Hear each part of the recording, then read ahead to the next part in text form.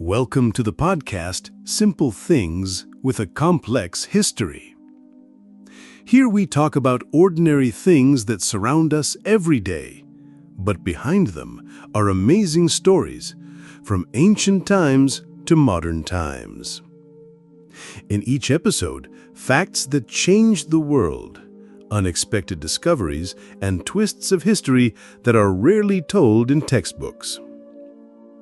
Today's topic is sugar and its path from medicine to the white gold of empires. Sugar, a simple thing with a complex history. Hello, friends. Each of us has a large number of simple things in our kitchen at home. Salt, sugar, tea, coffee, pepper, potatoes in a crate, herring in the refrigerator. We come into contact with these simple things every day and don't even think about the fact that they are not just things, but elements of geopolitics. Behind each of these items lies a vast history, during which humanity created corporations, overthrew empires, and turned each of these resources into enormous amounts of money. Most importantly, millions of people were killed in the process of this struggle. We do not think about it, but it is true. And we begin the first episode of Simple Things with the history of sugar. After the murder of George Floyd in the United States, a full-blown civil conflict erupted. America was rocked by racial protests. As a result, the slogan "Black Lives Matter" entered the lexicon of ordinary citizens in every Western country. Most of the media in the West sided with the protesters. The ideological platform is as follows: Black citizens and other people of color have long been oppressed. But where did all of this come from?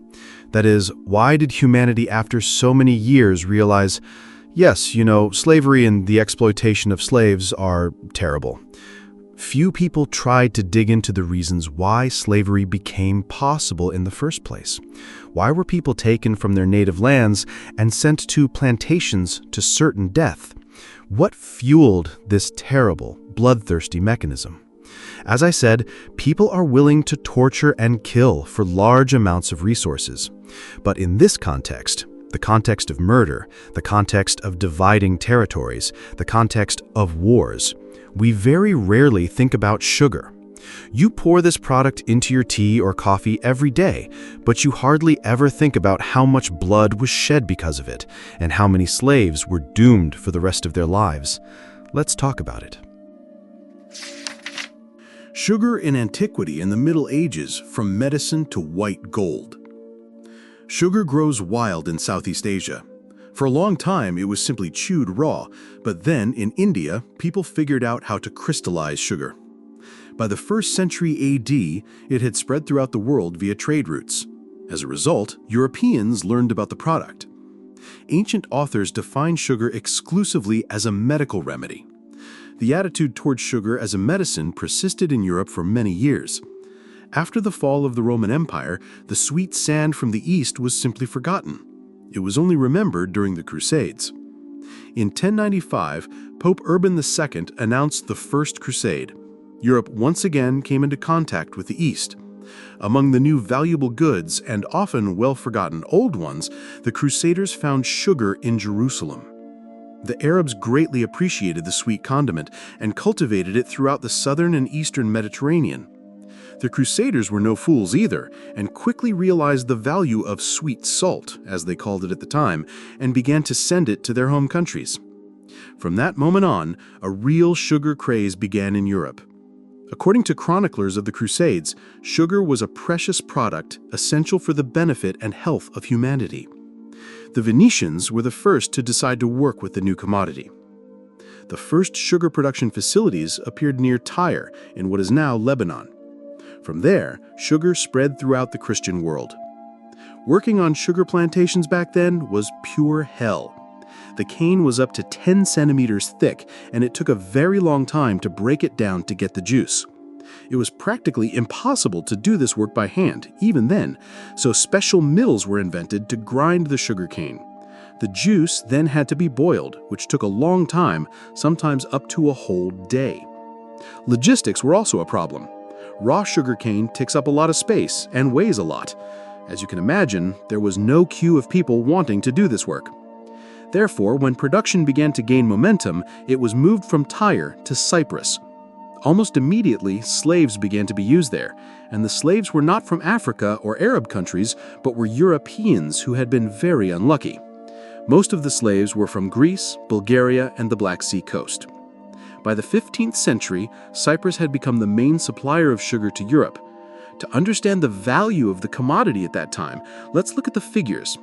In 1532, Cyprus produced about 33 tons of sugar. If we convert this to today's exchange rate, sugar was traded on the Venetian markets at $172 per kilogram. Today's sugar prices are approximately 44 cents per kilogram. Thus, in the 15th century, sugar was 390 times more expensive than it is today. It was truly white gold. Sugar and the beginning of the colonial era, the Canary Islands, Madeira, and slavery. Sugar cultivation promised mountains of gold to anyone, but a new problem arose: where to find suitable land. Not every soil and climate is suitable for sugar. It is very demanding in terms of weather and absolutely cannot tolerate frost. When Europeans found new, warm, uninhabited lands, it became clear that they would devote these lands to sugar. Therefore, when the age of geographical discoveries began, Europeans understood perfectly well what to do with this new land. The first colonies outside Europe were established in the Canary Islands, a major tourist destination for the new Russians in the 1990s. The Canary Islands were not uninhabited when the Spanish arrived. They were inhabited by the Guanches, who had migrated to the islands from North Africa sometime in the 1st centuries AD and successfully cultivated cereals and livestock there. The Spanish arrived in the Canary Islands at the beginning of the 15th century, and the local population had only two options: to die or to become slaves. The Spanish considered these lands more than suitable for growing sugar, and plantations appeared in the Canary Islands. The natives tried to resist this several times. They fought back against the colonizers as best they could with such modern weapons as spears and stones. But in the end, the Guanches were defeated and wiped off the face of the earth. Portugal did not want to lag behind Spain and also began to build its colonial empire. The island of Madeira, located north of the Canaries, became another base for the new sugar industry. Unlike the Canary Islands, there was no local population on this island, so there was no one to resist, and nothing stood in the way of sugar cultivation. Madeira quickly surpassed Cyprus, the old leader in sugar exports, and along with sugar, slaves were brought to the empty island. The first slaves were the Guanches from the Canary Islands, whom we are familiar with. Then the Berbers from North Africa would go through the Arab meat grinder. And so it happened that Madeira became the first place where dark-skinned slaves began to be used on plantations. Thus, Madeira became the new sugar capital of the world. By this time, 1 in 5 inhabitants of the island was a slave. They died quickly, so new raids were constantly needed to replenish the slave population. Nearly 140,000 people passed through Madeira and the Canary Islands. The capital of Madeira, the city of Funchal, became a thriving and wealthy city thanks to sugar. Flemish merchants sold art there in exchange for sugar. Madeira was just the beginning. The commercial success of sugar paved the way for a promising industry in the New World, and this time the Spanish became the leaders. Initially, the ideas of Christopher Columbus, who was in the service of the Castilian and then Spanish crown, were linked to an understandable business interest. If a short route to India could be found, then by reducing transportation costs along Africa, profits could be dramatically increased. Now, this may seem strange, but not everything was based on the desire for profit. The ideological basis played a major role.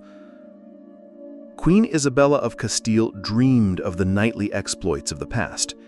At that time, The Ottoman Empire, which was considered the main threat to the Christian world of the 15th century, literally made Isabella grind her teeth. Therefore, Columbus, with his idea of an alternative route to India, was also needed to pave the way for future military conflicts. Despite his military and political plans, Columbus did not forget about business. Even on his first expedition, he made sure to stop at the Canary Islands to stock up on sugarcane. He wanted to see if sugarcane could be grown in the new lands, just like in Madeira and the Canaries. And he was right. Sugar in the New World, Spain, Brazil, and the triangular trade. 1493 is the date when sugar began to be grown in America. The fact is that the Caribbean islands turned out to be completely unsuitable for growing European grains, but bananas and sugar take root there very well. Work is underway on Hispaniola, an island that will later be called Haiti. We will talk about it a little later. And here we need to start with the fact that the Spaniards very quickly mastered the islands of the Caribbean. The process of conquest, the conquest or conquest of new lands, began. The empire of the Aztecs and Incas was already on its knees, and the Spaniards received the status of the most cruel colonizers, the most cruel in comparison, of course, with other Europeans. True, this is only partly. Of course, no one will deny that during the conquest, the famous Spanish conquistadors committed simply indescribable atrocities. But it is important to discuss several points here. Spain at that time was a global hegemon, a European hegemon for whom the whole world is not enough. A real empire on which the sun never sets.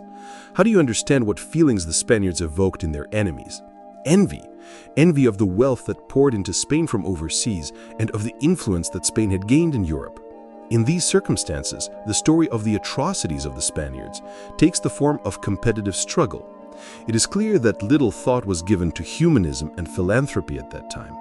The story of the Spanish Inquisition, we will definitely write a separate issue about it, is kind of a reckless and bloody massacre. The story of the massacre of Protestants in Holland, American Indians, all this becomes a moral justification for the struggle against the evil empire of that time, against Spain. A struggle mainly of the British. This is how the black legend of Spain arises. The image of the Spaniards as cruel, crazy Catholic colonizers who burn thousands of people for the sake of their faith. It is stupid and dishonest to deny that there was indeed lawlessness in the colonies, but we will not stoop to caricature villains either, because similar stories of atrocities quite rightly apply to any other colonizers. But the logic of history, here it is, turned all this into such a propaganda against Spain. How did the Spanish actually feel about the captured lands, where they among other things grew sugar? Firstly, Spain was the first European to propose the abolition of slavery. Isabella of Castile indicated that she would not allow the slave exploitation of the Indians.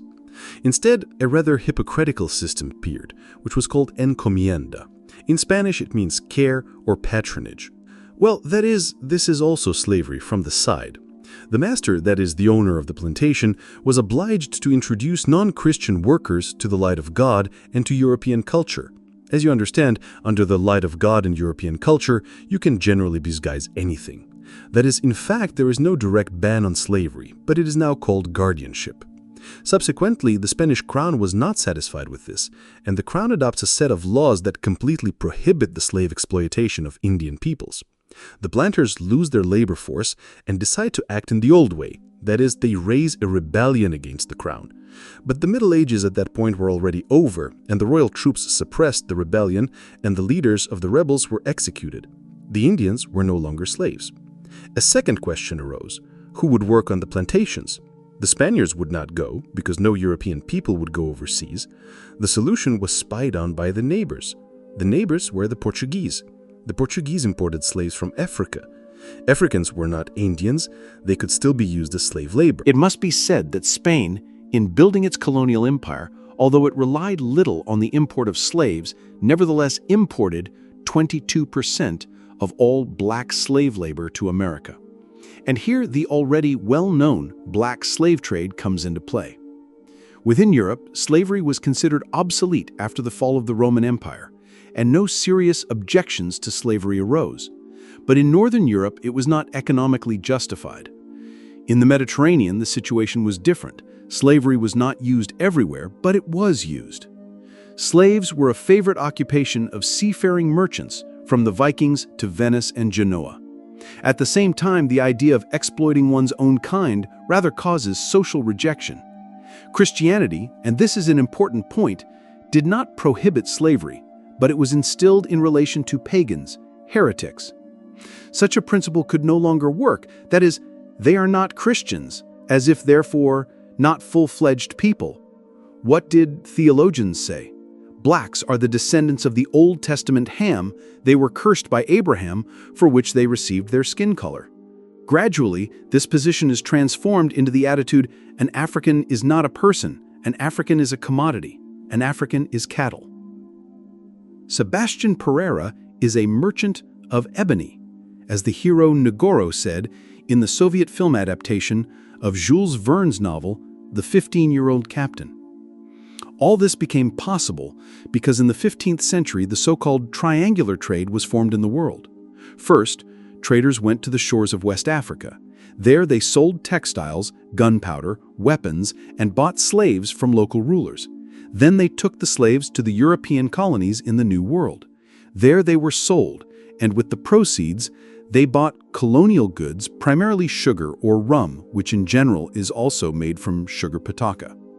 These goods in turn were then sold in Europe.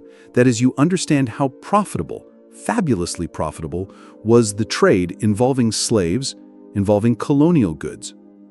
In the middle of the 15th century, an African slave cost £3 sterling, and selling him in the colonies brought 7 times more, about 20. By the end of the 15th century, the balance changed somewhat. Now buying an African cost £20, but the marginality of such trade, if of course it is so appropriate to talk about the marginality of profiting from people, the marginality was still high, reselling slaves for £75. Translated into modern money, a slave from Africa in the 15th century cost only $1,100, and 150 years later, as much as $6,000. That is, sold somewhere in Jamaica, say in 1780, an African immigrant cost as much as a used car. With such an off-the-scale profit rate on the trade in people across the Atlantic, one could make capital for the rest of one's life. And yes, there is a term old money. These old money, British old money, French, Spanish, they were born of the slave trade. It was the same commodity. And all these venerable lords, earls, dukes, amazing merchants, the first bourgeois, many of them became rich people. French sugar reign, Saint-Domingue, Haiti, and the Revolution. Let's imagine what would happen to you if you found yourself in the hold of a ship that transports slaves to extract sugar across the ocean. The ocean crossing takes from 6 to 20 weeks. The slaves were packed to capacity. There were even special manuals among slave owners on how to best distribute the slaves around the ship so that more could fit. The main rule was a slave should not take up more space in the hold than he would take up in a coffin. The slave's diet was very meager, but if everyone died, there would be no one to work. The owners of slaves understood this very well. Therefore, the slaves were still given food. An approximate menu for the day looked like this. Somewhere around midday, bread was issued, and in the evening, peas and other legumes. In very rare cases, they were given fish or meat. They were also supposed to have water, but there was always not enough of it. The hold was cramped, hot, and the lack of water was one of the main causes of death. The slaves who were driven to extract sugar died not only from dehydration. It was impossible to go to the toilet except in the hold, right under your feet. The result was clear: dysentery and other terrible diseases. If you got seriously ill, then in general you could say goodbye to life. You would simply be thrown overboard as ballast and illiquid assets. The Zong affair became a byword. In November 1781, Luke Collingwood, the owner of a British ship called the Zong, threw more slaves overboard to drown. But not just drown, he wanted to collect money from the insurance company for them. There were other slaves in the hold, so he claimed that due to a lack of water, he was forced to dump human ballast to save the ship and the rest of the slaves. The insurance company, to their credit, refused the claim, but not out of humanitarianism.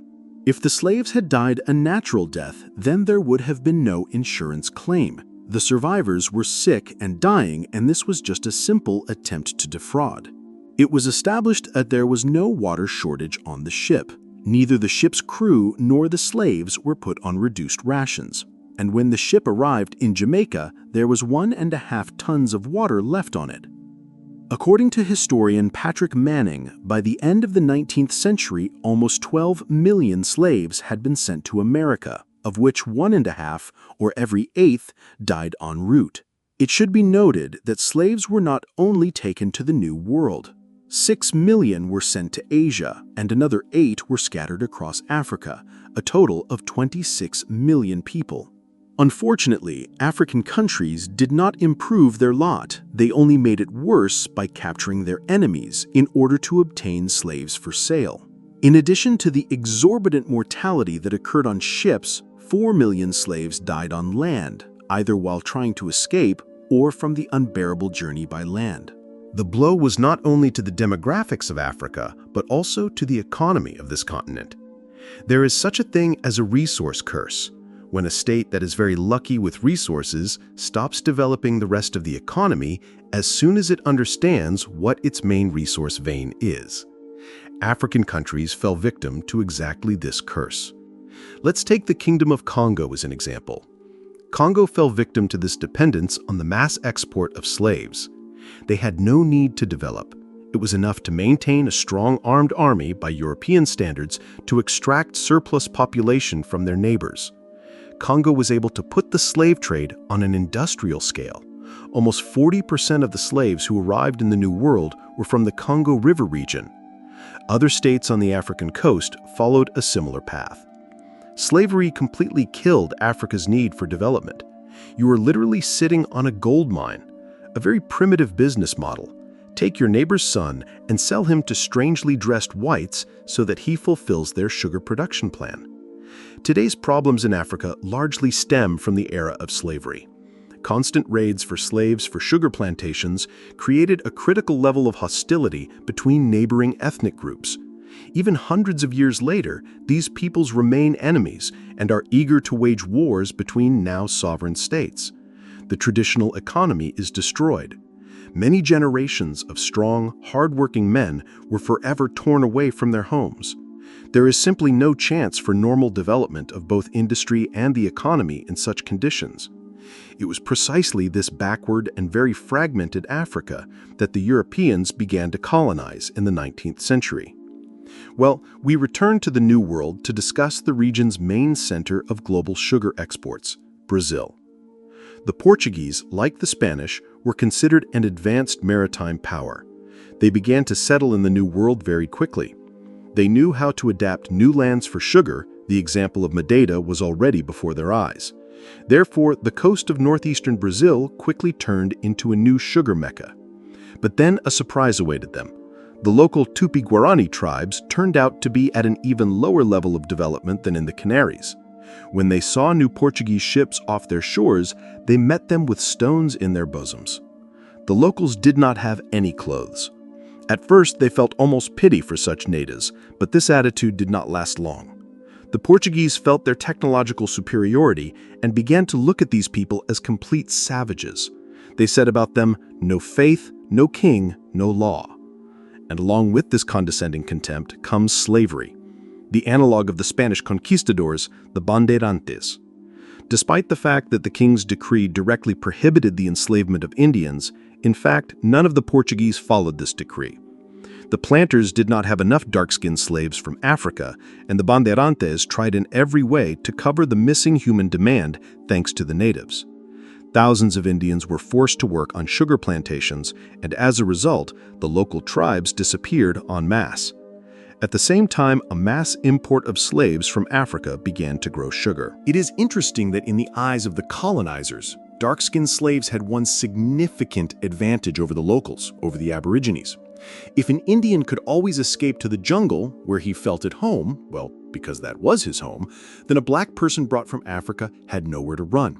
He was a stranger on a completely new continent. When baptized, slaves were given new names, and they said goodbye to their native, familiar way of life forever. With this slave, you could do whatever you wanted, as the planter wanted. Skin color began to play a big role. Interracial marriages with Indians and even with whites were quite common. If you had a whiter skin color, you had a higher chance of being freed for good behavior or after the death of your owner. When you look at the roster of the Brazilian national football team today, for example, and see a large number of blacks and mulattoes, this should not surprise you. Up until the 19th century, slaves from Africa made up 70% of all those arriving in the country, although the balance then began to shift in favor of white migrants. Almost 6 million imported slaves are half of the total number of all slaves in the New World. Paradox: the stereotype of the United States as a country that defeated slavery is well known to everyone, but only a few know and talk about Brazil. The first half of the 17th century was the era of the sugar boom in Brazil. Sugar accounted for 95% of the Portuguese colony's exports. Brazil pushed aside another Portuguese colony, Madeira, which we have already talked about. The sugar era in Brazil could have lasted for a very long time until Holland ruined everything. The Dutch, in pursuit of profitable resources, sought to seize control over sugar and occupied part of Brazil's northeastern coast, a crazy blow to the local industry. The amount of sugar from Brazil began to fall. As a result, prices rose, and the Portuguese's competitors tried to occupy this niche as quickly as possible because production had to be uninterrupted. If you are unable to cover the growing demand, someone else will do it for you. And the French coped with this task better than anyone. Sugar and the making of the United States. Rum, laws, and civil war. The Americans also reacted very painfully to the bloody massacre in Haiti. The planters watched these rivers of blood with horror, but they drew their own very special conclusions from this. They did not want to hear any ideas about freeing the slaves. In fact, even before the appearance of sugar plantations in America, sugar played an important role in their economy. As part of the triangular trade, North America specialized in processing sugar into rum. It is not for nothing that this drink became a familiar symbol of any pirate. It was the most important element of life in the New World at that time. Rum from American Rhode Island was so valuable that in Europe it was used as currency for a time. Although it is difficult to imagine now, rum was also a means of payment in the slave trade. 18 liters of rum were given for one slave. It was sugarcane rum that was the main wealth of the states during their formation. But the British authorities, as colonizers, wanted to strictly control this market. First, they came up with a special law on sugar molasses with exorbitant duties. When the British realized that all the new rules were being ignored, they passed another law on sugar. The duties blew up a little, but the control became even greater. These laws hit the American economy hard. In order to brew a lot of rum, supplies were needed from France, and they were impossible in the previous volumes. Against this backdrop, the desire to pay taxes to the British authorities greatly diminished. The pressure on business was great, and the political demands of the colonists in London were simply ignored. Many historians believe that it was the sugar law that caused the beginning of the American War of Independence. What do we even know about planters in the USA? The southern states, giant plantations, and perhaps the romance of the film Gone with the Wind. When the French sold Louisiana to the Americans, they gave away their sugar plantations along with the state. Along with the lands, a large number of former colonizers from Haiti ended up on the territory of the United States. It was in Louisiana that they planned to make new money in their old, tried and tested way. By the beginning of the Civil War, the share of slaves in Louisiana, which became the American center of sugar, was almost half of the entire population. Every fourth bag of sugar in the world in the mid-19th century came from Louisiana. But this came at a cost. Unlike Haiti or Brazil, the United States was confidently moving into the industrial age. While the north of the country was always ahead, new technologies were also penetrating the south, where sugar was grown. Giant evaporators and centrifuges were becoming part of large plantations, and entire sugarcane processing plants were being built. The requirements for slave qualifications were also growing. The expected income from each slave's labor was 5 barrels of sugar, or 130 liters of prataka.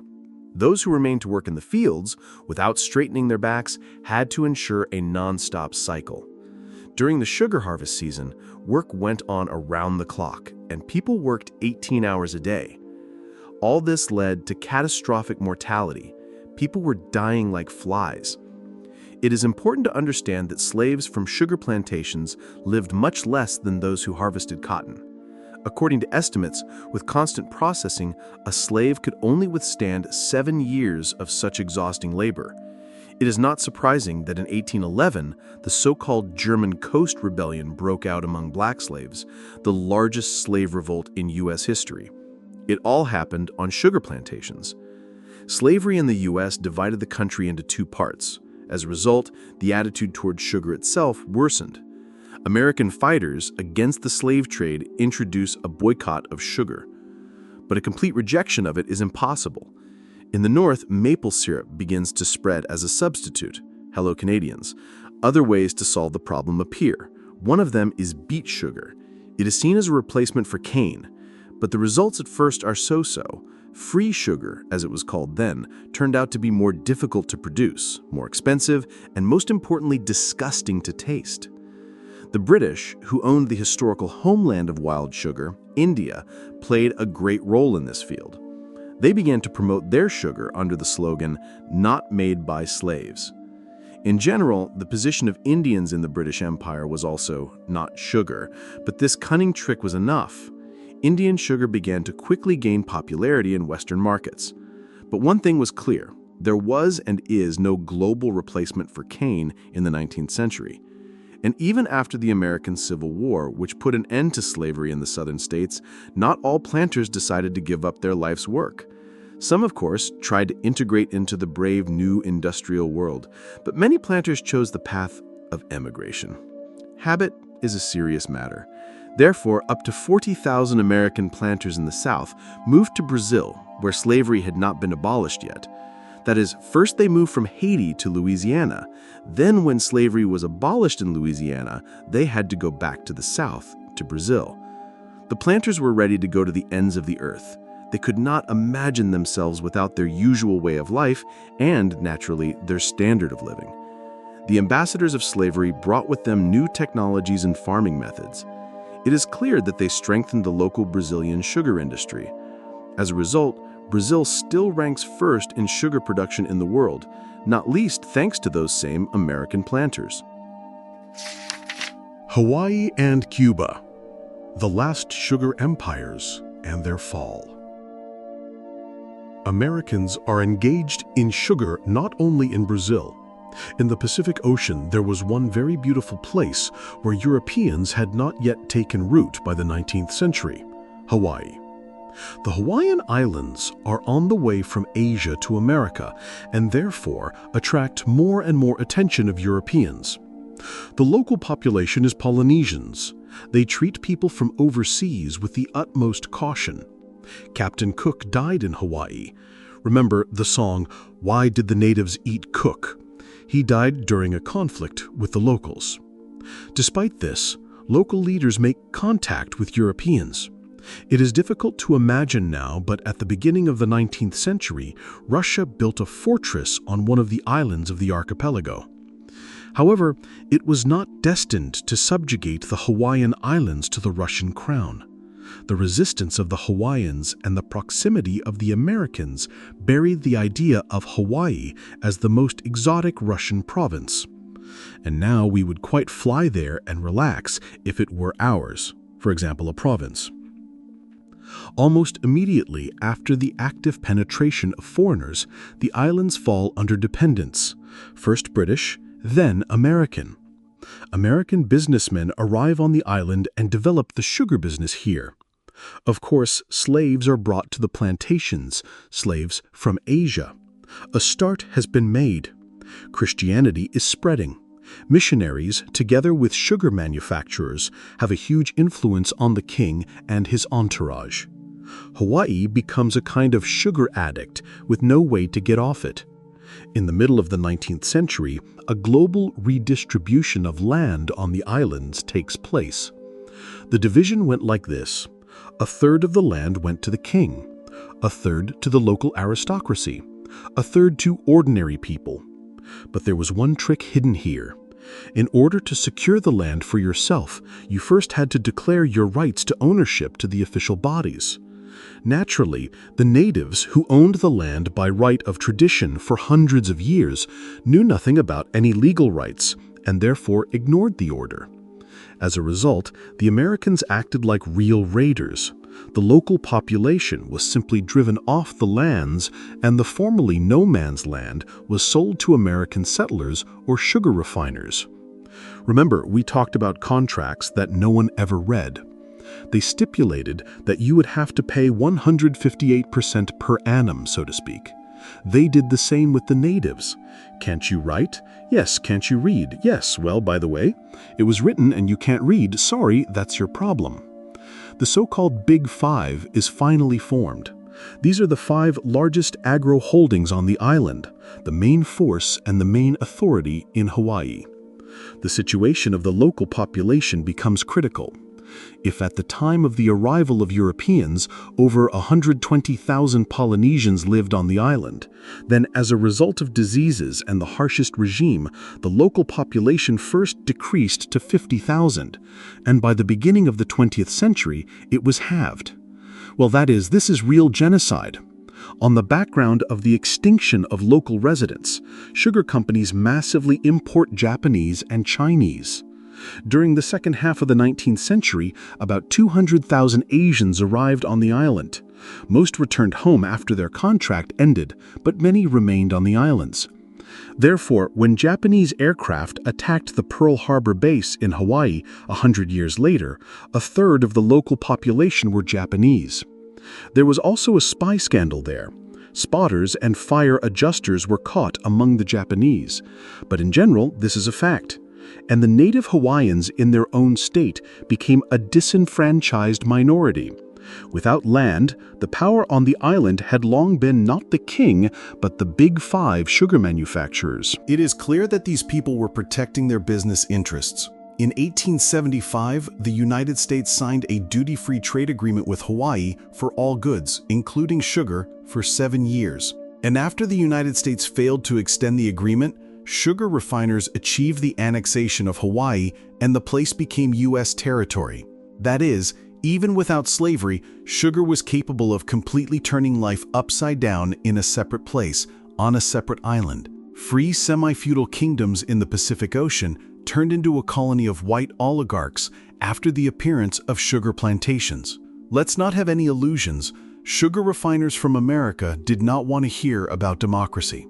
That is, democracy was present in the United States, but in Hawaii they established the most brutal centralized power. It is clear that capital sets its main goal to make a profit. It is not interested in anything. When democracy is profitable, when it is unprofitable, authoritarianism. The main thing is the rate of profit. Only in the middle of the 20th century, as a result of the struggle between the state and the manufacturers, the sugar industry on the archipelago began to die. This would not have become a significant problem for America. They had new opportunities for sugar trade, if not for one but the Cuban Revolution. Cuba has been considered a sugar center since colonial times, not as significant as neighboring Haiti, but not everything comes at once.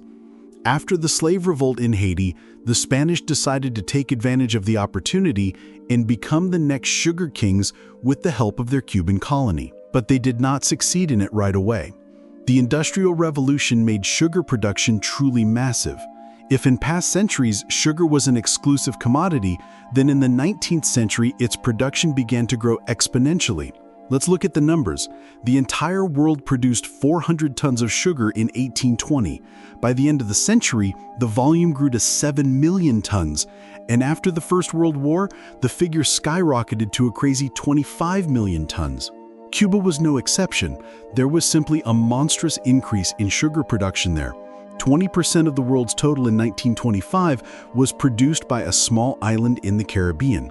Cuba is becoming the new sugar capital of the world, and therefore the need for cheap labor is growing.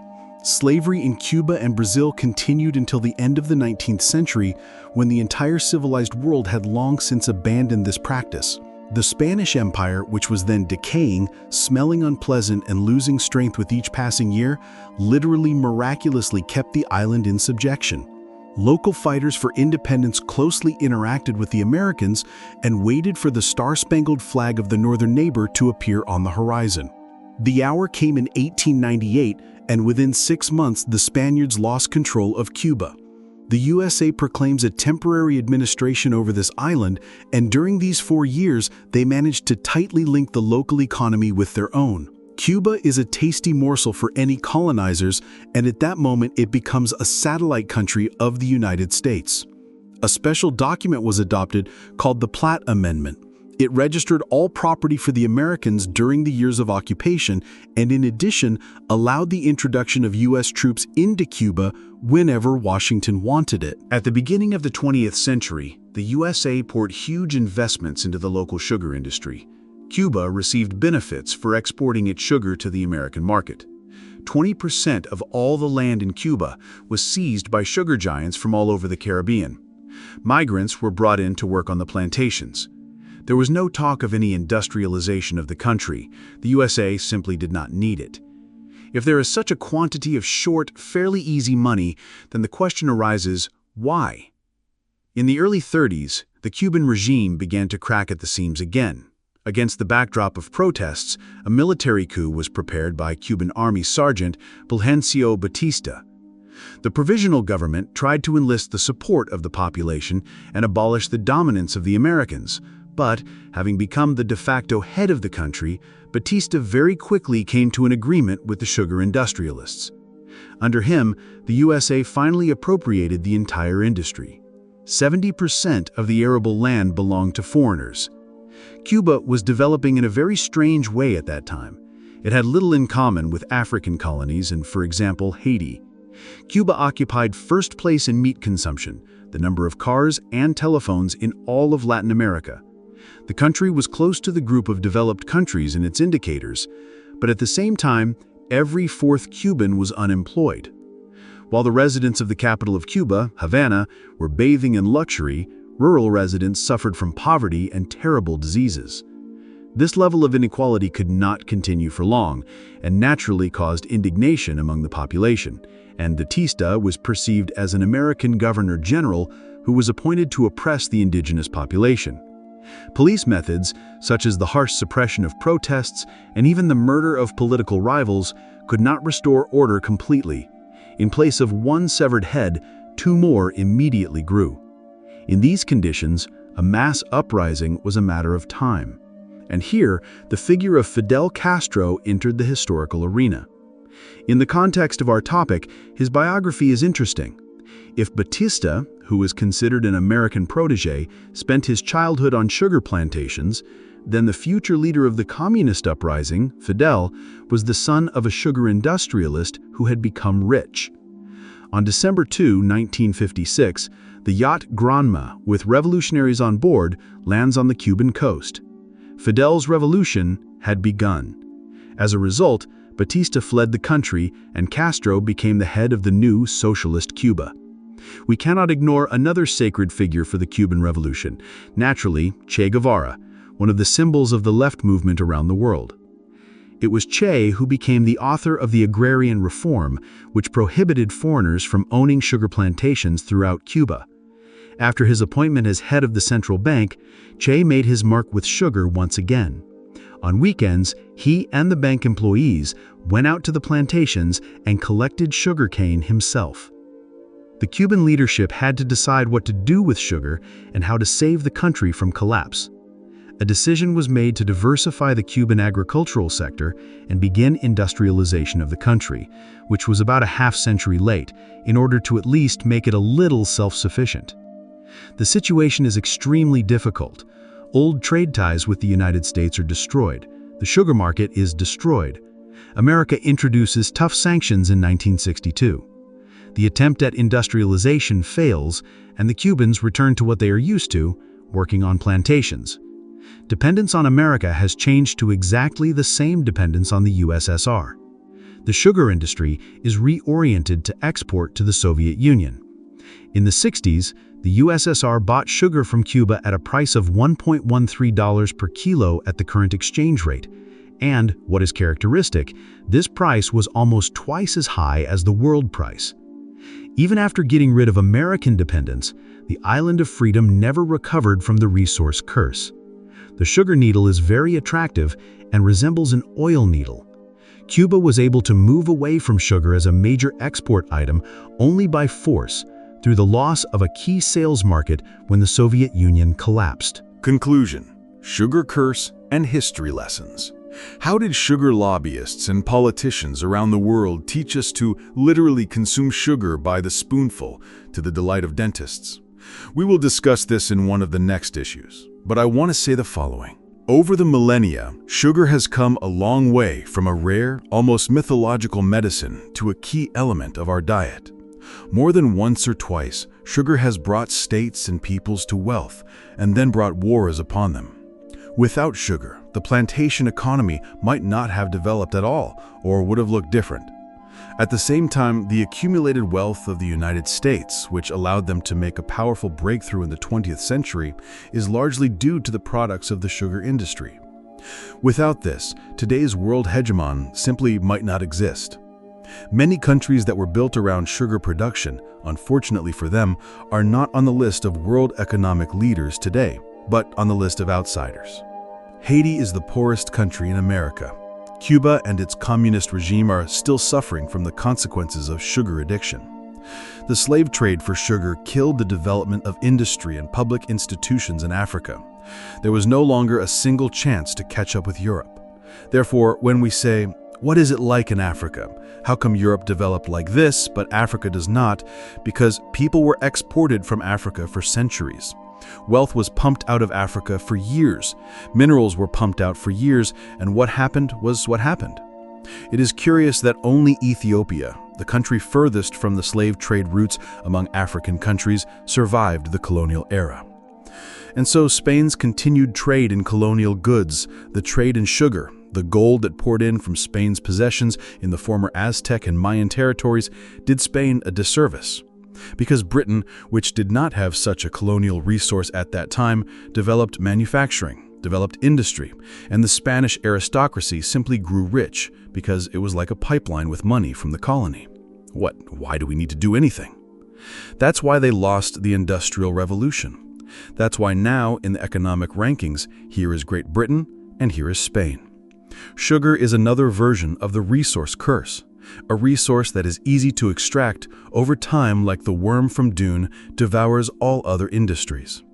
But sugar itself cannot be blamed. For this, as always, people are to blame for everything. And their greed and love of sweets, where would we be without it? Thank you for being with us. This was the podcast, Simple Things with a Complicated History. If you liked the episode, subscribe so you don't miss new stories. Share this podcast with your friends and leave reviews. This way you help the project grow. And we have many more unexpected topics ahead, from war and inventions to the secrets of the criminal world. See you in the next episode.